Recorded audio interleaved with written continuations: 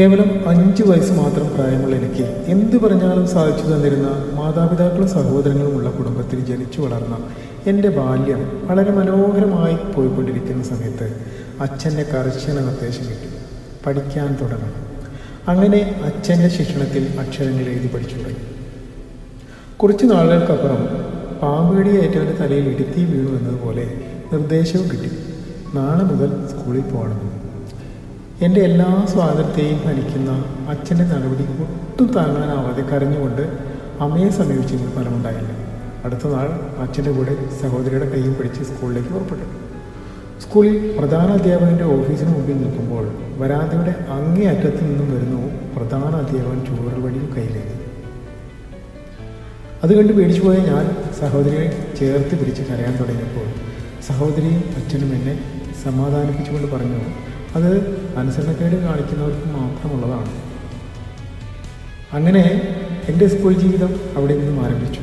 അങ്ങനെ ദിവസങ്ങളും ആഴ്ചകളും കടന്നു പോകവേ സഹപാഠികളായ ഒരുപാട് നല്ല സുഹൃത്തുക്കളെ കിട്ടിയപ്പോൾ അച്ഛനോടുള്ള നീരസവും സുഹൃത്തുക്കളെ കിട്ടിയ സന്തോഷത്തിൽ അലിഞ്ഞില്ലാതെ.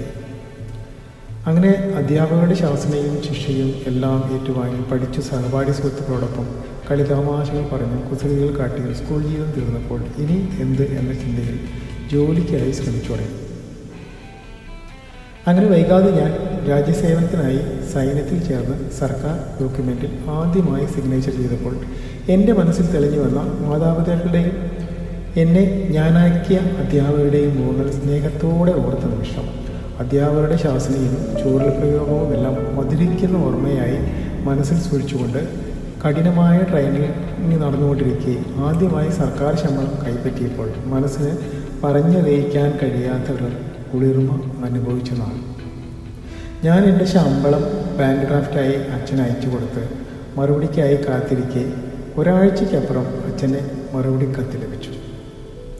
അതിലെ ഓരോ വാചകങ്ങളും എൻ്റെ ജീവിതത്തിൽ എന്നെ ഞാനാക്കാൻ അവർ സ്വീകരിച്ച ഓരോ തീരുമാനങ്ങളും അവർ പറയാതെ തന്നെ എനിക്ക് മനസ്സിലാക്കാൻ കഴിയും. ആ കത്ത് വായിച്ചു തീർന്നപ്പോൾ എൻ്റെ കണ്ണിൽ നിന്നും ആനന്ദ കണ്ണുനീർ വീഴുന്നുണ്ടായിരുന്നു. അങ്ങനെ ഞാൻ എൻ്റെ കൃത്യനിർവഹണത്തിൽ വ്യാപൃതനായപ്പോഴും അന്നും ഇന്നും എൻ്റെ മനസ്സിൽ ഞാൻ സ്നേഹത്തോടെ സൂക്ഷിക്കുന്ന മുഖങ്ങളാണ് എൻ്റെ മാതാപിതാക്കളോടൊപ്പം എന്നെ ഞാൻ ആക്കിയ എൻ്റെ സ്നേഹനിധികളായ അധ്യാപകർ.